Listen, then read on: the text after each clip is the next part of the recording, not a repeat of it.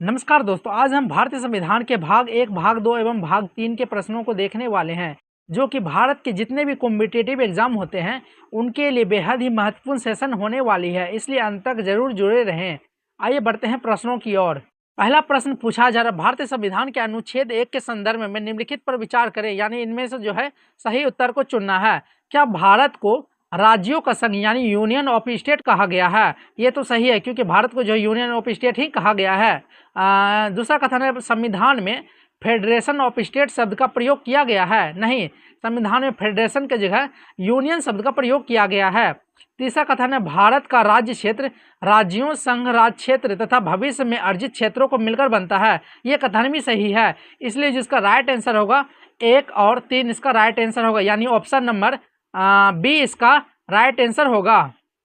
अगला प्रश्न, अनुच्छेद 2 के अंतर्गत संसद को कौन सी शक्ति प्राप्त है? क्या नए राज्यों का नाम बदलने की शक्ति प्राप्त है, या फिर नए राज्यों को संघ में सम्मिलित करने की शक्ति प्राप्त है, या फिर राज्यों की सीमाओं का पुनर्निर्धारण करने की शक्ति प्राप्त है, या फिर राज्यपाल की नियुक्ति? इसमें जो राइट आंसर होगा ऑप्शन नंबर बी होगा।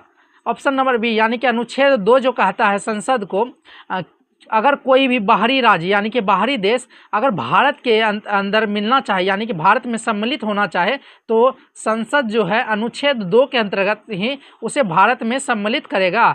ये जो नए यानी कि नए राज्यों का नाम बदलने की शक्ति जो है संसद को आर्टिकल अनुच्छेद 3 के अंतर्गत मिलता है, और राज्यों की सीमा जो का पुनर्निर्धारण ये भी आर्टिकल 3 के अंतर्गत ही आता है, इसलिए जिसका राइट आंसर होगा ऑप्शन नंबर बी होगा।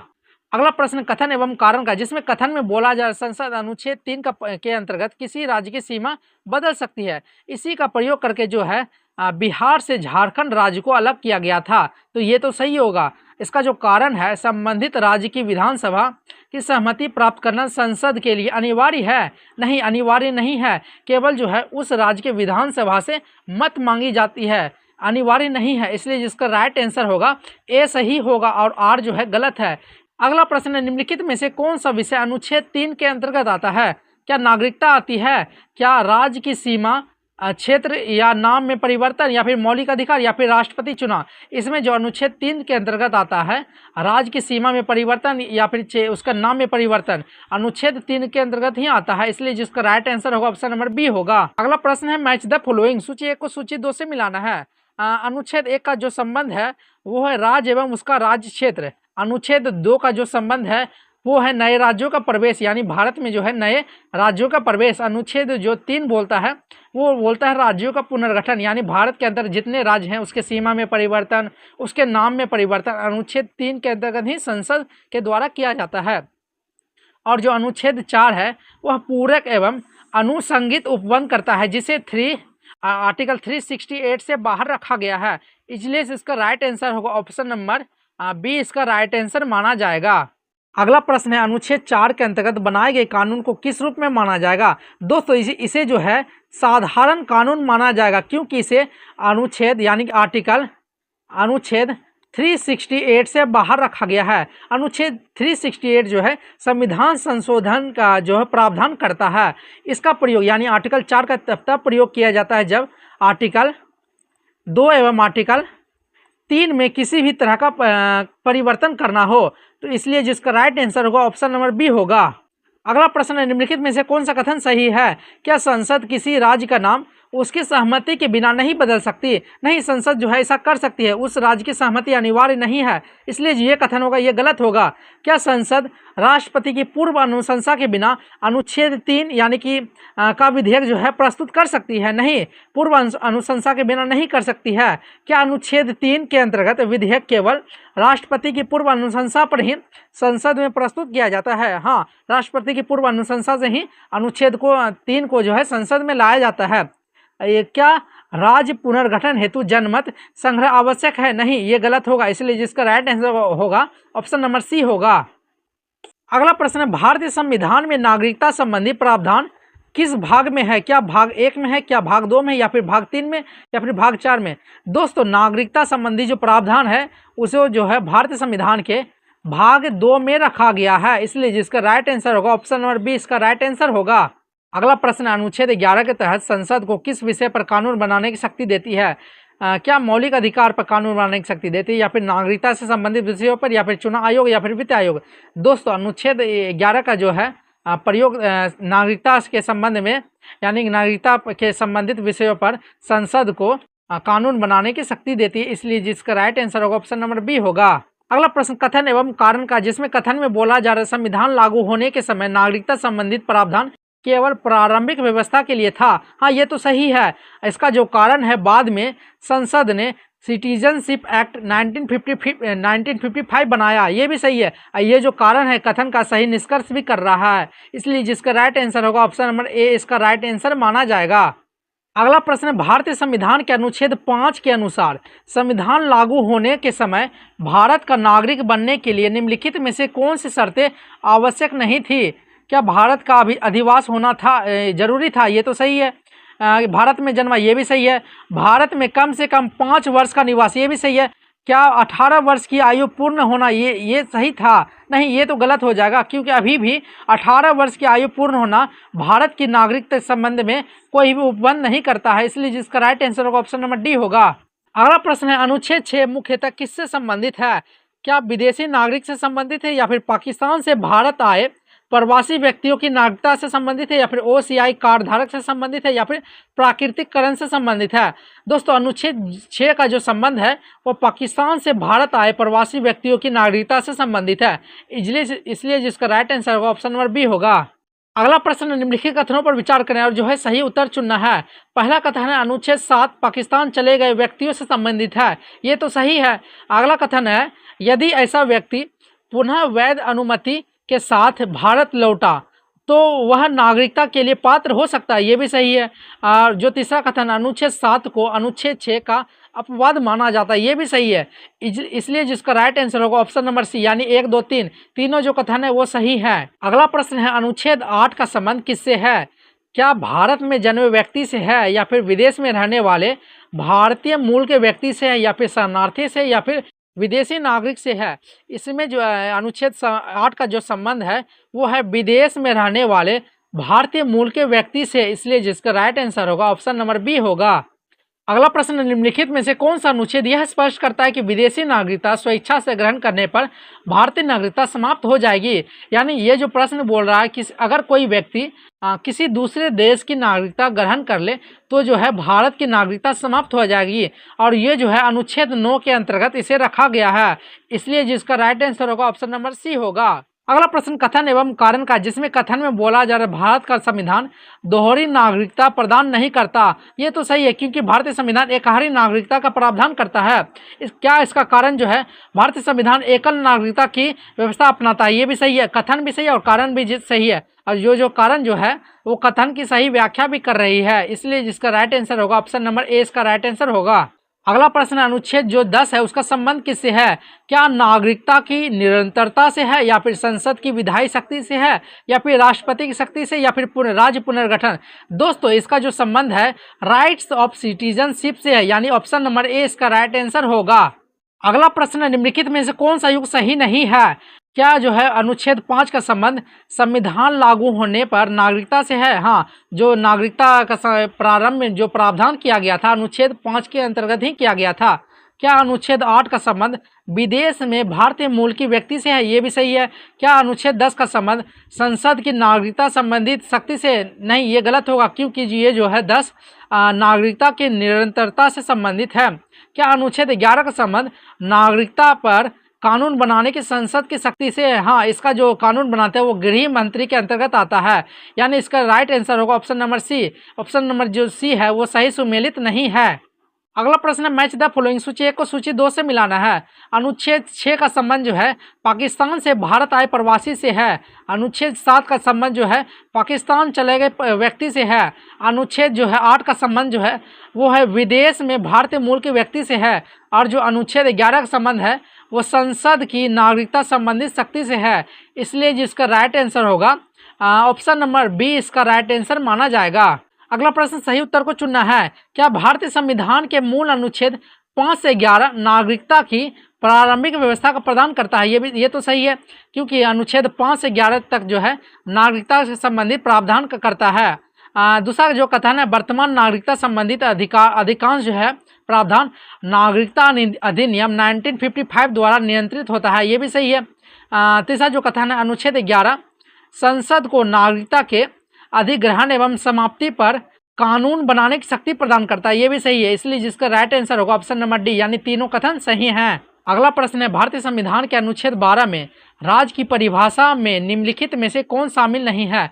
दोस्तों, राज्य की परिभाषा में राज्य द्वारा वित्त पोषित कोई भी ऐसी संस्था जिसमें राज्य का धन लगा हो उसे राज्य कहेंगे, यानी सरकार का जो धन लगा हो, कोई भी संस्था जिसमें सरकार का धन लगा हो उसे राज्य कहा जाएगा। क्या भारत सरकार राज्य है? हाँ, भारत सरकार राज्य है। क्या राज्य सरकार राज्य है? हाँ, राज्य सरकार भी राज्य है। क्या संसद एवं राज्य विधानमंडल जो है राज्य है? हाँ, ये तीनों जो है राज्य की परिभाषा के अंतर्गत आता है। क्या निजी कंपनी जो सरकारी नियंत्रण में ना हो, क्या उसे राज्य कहा जाएगा? नहीं, उसे राज्य नहीं कहा जाएगा, क्योंकि जो है सर निजी कंपनी में सरकार का जो है धन नहीं लगा होता है। इसलिए जिसका राइट आंसर होगा ऑप्शन नंबर डी होगा। अगला प्रश्न, अनुच्छेद 13 का मुख्य उद्देश्य क्या है? क्या नागरिकता प्रदान करना है कि या फिर मौलिक अधिकारों के विरुद्ध कानूनों को शून्य घोषित करना है, या फिर राष्ट्रपति के अधिकार बताना, या फिर संसद की विधायी शक्ति निर्धारण करना है? इसमें जो राइट आंसर होगा, यानी कि अनुच्छेद जो 13 का उद्देश्य है वो है मौलिक अधिकारों के विरुद्ध कानून को शून्य करना, यानी कि संसद द्वारा बनाए गए ऐसा कोई भी कानून जो मौलिक अधिकारों को विरुद्ध हो उसे जो है अनुच्छेद 13 के तहत जो है सुप्रीम कोर्ट उसे शून्य कर देती है। इसलिए जिसका राइट आंसर होगा ऑप्शन नंबर बी होगा। अगला प्रश्न, निम्नलिखित कथनों पर विचार करना है और जो है सही उत्तर चुनना है। पहला कथन है, अनुच्छेद 14 सभी व्यक्तियों को विधि के समक्ष समानता प्रदान करता है, ये तो सही है।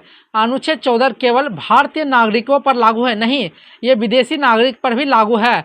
क्या इक्विलिटी बिफोर लॉ की अवधारणा ब्रिटेन से ली गई है? हाँ, ये भी सही है। इसलिए जिसका राइट आंसर होगा केवल 1 और 3 सही होगा, यानी ऑप्शन नंबर ए इसका राइट आंसर होगा। अगला प्रश्न, अनुच्छेद 15 निम्नलिखित में से किस आधार पर भेदभाव को जो है निषेध करती है? दोस्तों, अनुच्छेद 15 में 5 आधार पर जो है भेदभाव को निषेध किया गया है।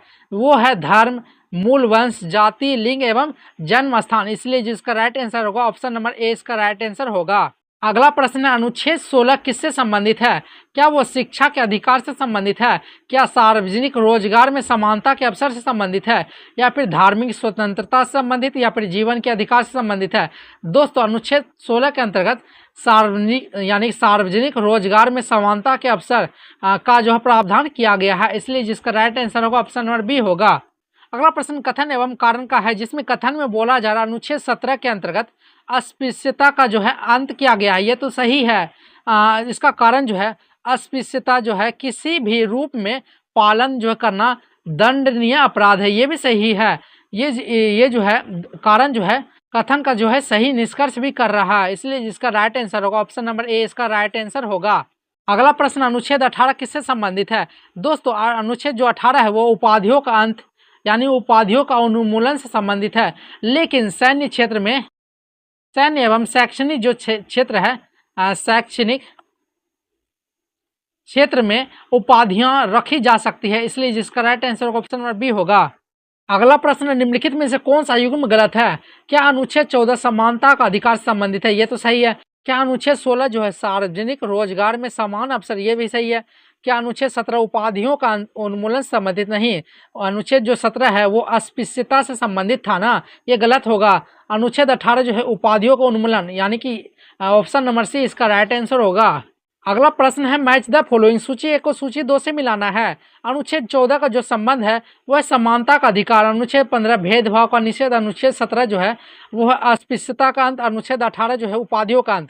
इसलिए जिसका राइट आंसर होगा ए का 2 इसमें भी है। हाँ, तो इस ऑप्शन नंबर ए इसका राइट आंसर माना जाएगा। अगला प्रश्न, निम्नलिखित कथनों पर विचार करना है और सही उत्तर को चुनना है। क्या अनुच्छेद 14 का लाभ केवल भारतीय नागरिक को प्राप्त है? नहीं, ये जो है विदेशी नागरिक को भी प्राप्त है। क्या अनुच्छेद 15 केवल नागरिकों पर लागू होता है? ये तो सही है। क्या अनुच्छेद 16 भी केवल भारतीय नागरिकों पर लागू होता है? ये भी सही है। इसलिए जिसका राइट आंसर होगा 2 और 3, यानी कथन 2 और 3, यानी ऑप्शन नंबर बी इसका राइट आंसर होगा। अगला प्रश्न है, निम्नलिखित में से कौन सा अधिकार अनुच्छेद 19 क्लोज ए के अंतर्गत भारतीय नागरिकों को प्राप्त नहीं है? क्या अभिव्यक्ति की स्वतंत्रता ये तो प्राप्त है, या फिर दूसरा जो है शांतिपूर्ण एवं निरस्त्र सभा करने का अधिकार ये भी है, भारत में कहीं भी निवास करने का ये भी है, जीवन एवं व्यक्तिगत स्वतंत्रता का अधिकार ये जो है आर्टिकल 21 के अंतर्गत आता है, इसलिए जिसका राइट आंसर होगा ऑप्शन नंबर डी इसका राइट आंसर होगा। अगला प्रश्न है अनुच्छेद 19 क्लोज 1 सब क्लोज जी किस अधिकार से संबंधित है? क्या देश में कहीं भी भ्रमण करने का अधिकार से संबंधित है? नहीं, ये जो है 19 का क्लोज ए का सब क्लोज डी के अंतर्गत आता है। क्या किसी भी व्यवसाय व्यापार एवं पेशे को अपनाने का अधिकार संबंधित है? हाँ, जी जो है इसी से संबंधित है। क्या संगठन बनाने का अधिकार संबंधित है? इससे जो है सी संबंधित है। क्या अभिव्यक्ति स्वतंत्रता संबंधित, इससे जो है ए संबंधित है, इसलिए जिसका राइट आंसर होगा ऑप्शन नंबर बी इसका राइट आंसर माना जाएगा। अगला प्रश्न निम्नलिखित कथनों पर विचार करना है और जो है सही उत्तर चुनना है। क्या अनुच्छेद 19 के सभी अधिकार पूर्ण है? नहीं, अनुच्छेद 19 के जो सभी अधिकार पूर्ण नहीं है, इस पे जो है प्रतिबंध लगाए जा सकते हैं। क्या अनुच्छेद 19 के अधिकारों पर युक्त प्रतिबंध लगाए जा सकते हैं? ये तो सही है। ऐसे प्रतिबंध केवल संविधान में वर्णित आधारों पर ही लगाए जा सकते हैं, ये भी सही है। इसलिए जिसका राइट आंसर होगा केवल 2 और 3, यानी केवल 2 और 3 ही सही है, इसलिए जिसका right answer option number B होगा। अगला प्रश्न निम्नलिखित में से कौन सा अधिकार 44वें संविधान संशोधन 1978 के बाद मौलिक अधिकार नहीं रहा? दोस्तों, संपत्ति का अधिकार जो है अब मौलिक अधिकार नहीं रहा। इसे जो है 44वें संविधान संशोधन के माध्यम से अनुच्छेद 300 का 300A में अब विस्थापित कर दिया गया है, इसलिए जिसका राइट आंसर होगा ऑप्शन नंबर बी होगा। अगला प्रश्न अनुच्छेद 20 निम्नलिखित में से किससे संबंधित नहीं है? दोस्तों, ये जो प्रिवेंटिव डिटेंशन है यानी निवारक निरोध, इससे अनुच्छेद 20 संबंधित नहीं है। बाकी ये जो तीनों है अनुच्छेद 20 ये तीनों से संबंधित है, इसलिए जिसका राइट आंसर होगा ऑप्शन नंबर डी इसका राइट आंसर होगा। अगला प्रश्न कथन एवं कारण का है, जिसमें कथन में बोला जा रहा अनुच्छेद 20 के अंतर्गत किसी भी व्यक्ति को एक ही अपराध के लिए 2 बार दंड नहीं दिया जा सकता, ये तो सही है। क्या इसे डबल जियोपार्डी यानी दोहरे दंड का सिद्धांत कहा जाता है? ये भी सही है। ये जो है आर जो है ए की सही व्याख्या भी कर रही है, इसलिए जिसका राइट आंसर होगा ऑप्शन नंबर ए इसका राइट आंसर होगा। अगला प्रश्न है निम्नलिखित में से कौन सा कथन अनुच्छेद 21 के संबंध में सही है? अनुच्छेद 21 का संबंध जो है प्राण एवं दैहिक स्वतंत्रता से है। क्या यह केवल भारतीय नागरिक को प्राप्त है? यह जो है केवल आपराधिक मामलों में लागू होता है, ये दोनों जो है गलत है। यह प्रत्येक व्यक्ति को जीवन एवं व्यक्तिगत स्वतंत्रता का संरक्षण प्रदान करता है, ये तो सही है। क्या इसे राष्ट्रीय आपातकाल में सदैव निलंबित किया जा सकता है? नहीं, ये जो है गलत है। इसका जो राइट आंसर होगा ऑप्शन नंबर सी होगा। अगला प्रश्न निम्नलिखित में से कौन सा युग्म गलत है? क्या अनुच्छेद 19 में 6 प्रकार की स्वतंत्रताएं हैं? ये तो सही है। अनुच्छेद 20 में जो है अपराधों के संबंध में संरक्षण, ये भी सही है। अनुच्छेद 21 जीवन एवं व्यक्तिगत स्वतंत्रता, ये भी सही है। अनुच्छेद 22 जो है संपत्ति का अधिकार, नहीं, ये गलत हो जाएगा। अनुच्छेद जो 22 है वो गिरफ्तारी एवं निरोध के संबंध में प्रावधान करता है, इसलिए जिसका राइट आंसर होगा ऑप्शन नंबर डी होगा। अगला प्रश्न मैच द फॉलोइंग, सूची 1 को सूची 2 से मिलाना है। अनुच्छेद 19 का संबंध स्वतंत्रताओं के संरक्षण से है। अनुच्छेद 20 का संबंध जो है वह है अपराधों के संबंध में संरक्षण। अनुच्छेद जो है 21 का संबंध है वह है जीवन एवं व्यक्तिगत स्वतंत्रता से। अनुच्छेद जो 22 का संबंध है वह है गिरफ्तारी एवं निरोध के संबंध में संरक्षण, इसलिए जिसका राइट आंसर होगा ऑप्शन नंबर ए इसका राइट आंसर होगा। अगला प्रश्न निम्नलिखित कथनों पर विचार करना और जो है सही उत्तर चुनना है। क्या अनुच्छेद 20 और अनुच्छेद जो है 21 के संरक्षण विदेशी नागरिकों पर भी उपलब्ध है? ये तो सही है। क्या अनुच्छेद 19 के अधिकार केवल भारतीयों के लिए? ये भी सही है। अनुच्छेद 22 के अंतर्गत गिरफ्तारी के कारण बताने तथा वकील से परामर्श करने का अधिकार उपलब्ध कराता है, ये भी सही है, इसलिए जिसका राइट आंसर होगा ऑप्शन नंबर सी होगा। अगला प्रश्न भारतीय संविधान का अनुच्छेद 23 किससे संबंधित है? दोस्तों, इसका जो संबंध है मानव तस्करी एवं बेगार का निषेध से है, यानी ऑप्शन नंबर बी इसका राइट आंसर होगा। अगला प्रश्न अनुच्छेद 24 के अनुसार 14 वर्ष से कम आयु के बच्चों को किस स्थान पर नियोजित नहीं किया जा सकता? क्या कृषि कार्य में नियोजित नहीं किया जा सकता, घरेलू कार्य में नियोजित नहीं किया जा सकता, या फिर खतरनाक कारखानों एवं खानों में, या फिर पारिवारिक व्यवसाय में? इसका जो राइट आंसर होगा खतरनाक कारखानों एवं खानों में जो है 14 वर्ष से कम आयु के बच्चे को जो है नियोजित नहीं किया जा सकता। अगला प्रश्न है निम्नलिखित कथनों पर विचार करना और जो है सही उत्तर चुनना है। पहला कथन अनुच्छेद 25 जो है सभी व्यक्तियों को अंतःकरण की स्वतंत्रता प्रदान करता है, ये तो सही है। दूसरा कथन धर्म का प्रचार एवं प्रसार करना भी अनुच्छेद 25 के अंतर्गत आता है, ये भी सही है। क्या यह अधिकार सार्वजनिक व्यवसाय, नैतिकता एवं स्वास्थ्य के अधीन है? ये भी सही है, इसलिए जिसका राइट आंसर होगा, तीनों कथन सही है, ऑप्शन नंबर सी इसका राइट आंसर होगा। अगला प्रश्न है, अनुच्छेद 26 किस अधिकार से संबंधित है? क्या धार्मिक संस्थाओं के प्रबंधन के अधिकार से संबंधित, या फिर शिक्षा का अधिकार, या फिर संपत्ति का अधिकार, या फिर समानता का अधिकार? इसका जो संबंध है वो है धार्मिक संस्थाओं के प्रबंधक का अधिकार से संबंधित है, इसलिए जिसका राइट आंसर होगा ऑप्शन नंबर ए होगा। अगला प्रश्न, निम्नलिखित में से कौन सा कथन अनुच्छेद 27 के संबंध में सही है? क्या किसी विशेष धर्म के प्रचार हेतु कर देने के लिए बाध्य नहीं किया जा सकता? हाँ, अनुच्छेद जो 27 है धर्म के प्रचार, यानी धर्म के प्रचार पर जो है कर का प्रावधान, यानी कर संबंधित, यानी टैक्स जो संबंधित प्रावधान करता है, इसलिए जिसका राइट आंसर होगा ऑप्शन नंबर ए होगा। अगला प्रश्न, कथन एवं कारण का। कथन में बोला जा रहा अनुच्छेद 28 कुछ शिक्षण संस्थानों में धार्मिक शिक्षा पर प्रतिबंध लगाता है, ये तो सही है। इसका जो कारण है पूर्णतः राज्य द्वारा जो है वित्त पोषित कोई भी ऐसी संस्था जिसमें राज्य का निधि लगा हो, उसे जो है उसमें जो है धार्मिक शिक्षा नहीं दी जा सकती, ये भी सही है। और जो है एक ही सही व्याख्या भी कर रही है, इसलिए जिसका राइट आंसर होगा ऑप्शन नंबर ए होगा। अगला प्रश्न, निम्नलिखित में से कौन सा अधिकार केवल नागरिकों तक सीमित नहीं है? अनुच्छेद जो 19 है ये जो है केवल भारतीय नागरिकों को ही मिला है। ये जो अनुच्छेद 23 जो है ये जो है हर व्यक्ति पर लागू होता है, इसलिए जिसका राइट आंसर होगा ऑप्शन नंबर बी होगा, यानी अनुच्छेद 23 जो है सभी व्यक्तियों पर लागू होता है। अगला प्रश्न, निम्नलिखित में से कौन सा युग्म गलत है? अनुच्छेद 23 का संबंध मानव तस्करी का निषेध, ये तो सही है। अनुच्छेद 24 का संबंध बाल श्रम का निषेध, ये सही है। अनुच्छेद 26 धार्मिक संस्थाओं का प्रबंधन, ये भी सही है। अनुच्छेद 27 अल्पसंख्यकों का शैक्षणिक अधिकार, ये तो अनुच्छेद 30 में है, इसलिए जिसका राइट आंसर होगा ऑप्शन नंबर डी होगा। अगला प्रश्न, मैच द फॉलोइंग, सूची 1 को सूची 2 से मिलाना है। अनुच्छेद 23 का जो संबंध है वो है मानव तस्करी एवं बेगार का निषेध। अनुच्छेद जो 24 का संबंध है वो है बाल श्रम का निषेध। अनुच्छेद 26 का जो संबंध है वो है धार्मिक संस्थाओं का प्रबंधन। अनुच्छेद जो है 28 का संबंध है वो है धार्मिक शिक्षण, इसलिए जिसका राइट आंसर होगा ए का 3 ऑप्शन नंबर ए इसका राइट आंसर होगा। अगला प्रश्न, निम्नलिखित कथनों पर विचार करना और जो है सही उत्तर चुनना है। क्या अनुच्छेद 25 धार्मिक स्वतंत्रता प्रदान करता है? ये तो सही है। क्या अनुच्छेद 26 जो है धार्मिक संप्रदायों को अपने धार्मिक मामलों का प्रबंधन करने का अधिकार देता है? ये भी सही है। क्या अनुच्छेद जो 28 है के अंतर्गत, अनुच्छेद 28 के अंतर्गत राज्य द्वारा वित्त पोषित शिक्षण संस्थानों में धार्मिक शिक्षा नहीं दी जा सकती? ये भी सही है, इसलिए जिसका राइट आंसर होगा ऑप्शन नंबर डी, यानी तीनों कथन सही हैं। अगला प्रश्न है, अनुच्छेद 29 क्लोज ए का उद्देश्य क्या है? क्या अल्पसंख्यकों को केवल धार्मिक शिक्षा देना है? ये तो गलत होगा।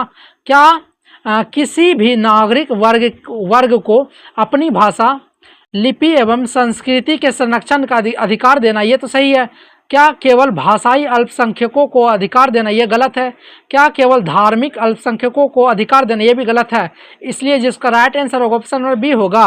अगला प्रश्न है, अनुच्छेद 29 क्लोज 2 के अनुसार किसी शैक्षणिक संस्थान में प्रवेश से किस आधार पर जो है वंचित नहीं किया जा सकता?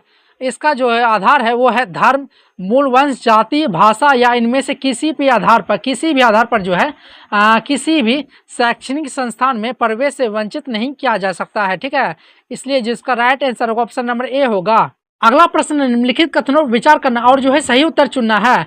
क्या अनुच्छेद 30 जो है धार्मिक एवं भाषाई अल्पसंख्यकों को शैक्षणिक संस्थान स्थापित करने का अधिकार देता है? ये तो सही है। क्या यह अधिकार केवल धार्मिक अल्पसंख्यकों को है? नहीं, ये धार्मिक अल्पसंख्यकों तक सीमित नहीं है। क्या यह जो है राज्य सहायता देने में केवल अल्पसंख्यक होने के आधार पर भेदभाव नहीं किया जा सकता? ये तो सही है, इसलिए जिसका राइट आंसर होगा ऑप्शन नंबर बी इसका राइट आंसर होगा। अगला प्रश्न है, अनुच्छेद 32 के अंतर्गत मौलिक अधिकारों के संरक्षण हेतु कौन सा न्यायालय सीधे रीट जारी कर सकता है? तो सुप्रीम कोर्ट जो है वो जो है 5 प्रकार की रीट जो है वो अनुच्छेद 32 के अंतर्गत जारी करता है, और जो है हाई कोर्ट जो है अनुच्छेद 226 के तहत जो है हाई कोर्ट रीट जारी करते हैं, इसलिए जिसका राइट आंसर होगा केवल जो है सर्वोच्च न्यायालय जो है अनुच्छेद 32 के तहत रीट जारी कर सकती है। अगला प्रश्न, डॉक्टर भीमराव अम्बेडकर ने संविधान के किस अनुच्छेद को संविधान की आत्मा एवं हृदय कहा? डॉक्टर भीमराव अम्बेडकर ने अनुच्छेद 32 को संविधान की आत्मा एवं हृदय कहा। अगला प्रश्न, कथन एवं कारण का है। कथन में बोला जा रहा है अनुच्छेद 33 के अंतर्गत संसद जो है कुछ सेवाओं के सदस्यों के मौलिक अधिकारों को जो है सीमित कर सकती है? ये तो सही है। क्या जो है इसका कारण जो है सशस्त्र बलों एवं सुरक्षा बलों के जो अनुशासन बनाए रखने के लिए आवश्यक है, ये जो कारण ये भी सही है, इसलिए जिसका राइट आंसर होगा ऑप्शन नंबर ए होगा। अगला प्रश्न है, निम्नलिखित में से अनुच्छेद 34 जो है किससे संबंधित है? दोस्तों अनुच्छेद जो 34 का संबंध है वह है मार्शल लॉ लागू होने की स्थिति के में अधिकारों का प्रबंधन, इसलिए जिसका राइट आंसर होगा ऑप्शन नंबर बी होगा। अगला प्रश्न है, निम्नलिखित में से कौन सा युग्म गलत है? अनुच्छेद जो 30 है वो अल्पसंख्यकों के शैक्षणिक अधिकार, ये तो सही है। अनुच्छेद 32 संवैधानिक उपचार, ये भी सही है। अनुच्छेद जो 33 है सशस्त्र बलों के अधिकार, ये भी सही है। अनुच्छेद 35 जो मौलिक कर्तव्य, नहीं, मौलिक कर्तव्य जो होगा 51 का ए में होगा, इसलिए जिसका राइट आंसर होगा ऑप्शन नंबर डी होगा। अगला प्रश्न, मैच द फॉलोइंग, सूची 1 को सूची 2 से मिलाना है। अनुच्छेद जो 30 का संबंध है वो है अल्पसंख्यकों के शैक्षणिक अधिकार से। अनुच्छेद 32 जो है संवैधानिक उपचार से है। अनुच्छेद जो 33 है वो है सशस्त्र बलों के अधिकारों पर प्रतिबंध। अनुच्छेद जो 35 है वो है संसद की विशेष विधायी शक्ति, इसलिए जिसका राइट आंसर होगा ए का 4, ये यानी ऑप्शन नंबर बी इसका राइट आंसर होगा। यह प्रश्न इस सेशन का आखिरी प्रश्न है जिसमें बोला जा रहा अनुच्छेद 29 केवल अल्पसंख्यकों को अधिकार देता, नहीं, ये तो है गलत हो जाएगा। अनुच्छेद जो 30 है धार्मिक एवं भाषाई अल्पसंख्यकों दोनों के शैक्षणिक संस्थान जो है स्थापित एवं संचालित करने का अधिकार देते, ये तो सही है। अनुच्छेद जो 32 है के अंतर्गत रीट जारी करने का जो शक्ति केवल सर्वोच्च न्यायालय, ये भी सही है। अनुच्छेद जो 35 के अंतर्गत कुछ विषयों पर केवल संसद ही कानून बना सकती, ये भी सही है, इसलिए जिसका राइट आंसर होगा केवल जो है 2, 3, 4, यानी कि ऑप्शन नंबर ए होगा वो गलत, यानी कथन 1 जो है गलत है, इसलिए जिसका right answer option number A होगा। दोस्तों पार्ट 1 में हमने भारतीय संविधान के भाग 1, भाग 2 एवं भाग 3 के प्रश्नों को देखा। अगले पार्ट यानी पार्ट 2 में जो है हम भाग 4 एवं भाग 5 के प्रश्नों को देखेंगे। धन्यवाद।